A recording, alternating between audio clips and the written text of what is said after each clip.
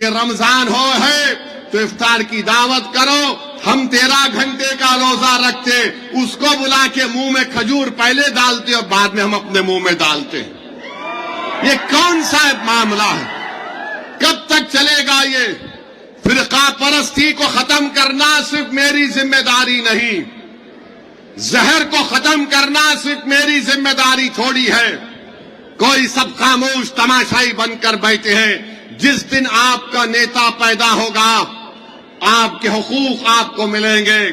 Parliament میں 2 دن پہلے مہیلا ریزرویشن اور ڈیلیمیٹیشن کا قانون لایا گیا. سب کی تقریریں اٹھا کر دیکھ لو اور دیکھو کس نے اٹھ کر کہا تھا کہ اگر یہ ڈیلیمیٹیشن ہوگا تو کس نے کہا تھا کہ بھارت میں 18 کروڑ مسلمان رہتے ہیں اور 18 کروڑ کے صرف 4% مسلمان بھارت کی سب سے بڑی پنچایت میں جاتے ہیں. کس نے کہا تھا کہ اگر جو بھارت سے محبت کرتے ہیں وہ مسلمانوں کی نمائندگی کو روکنا نہیں چاہیے؟ کوئی نہیں کہا سوائے مجلس اتحاد المسلمین کے. میرے عزیز دوستوں اور بزرگوں, میں آپ سے اپیل کر رہا ہوں کہ 26 تاریخ کے دن اپنے ایک ووٹ کا صحیح استعمال کریے.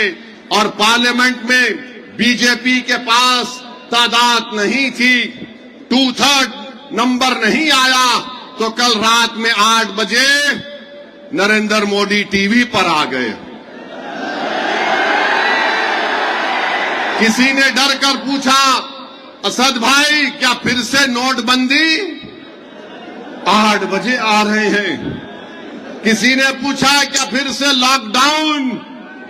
مودی جی جب کبھی بھی آپ ٹی وی پر رات میں آتے لوگ یہ سمجھتے کہ کہیں پھر سے نوٹ تو غائب نہیں ہو جائے گی.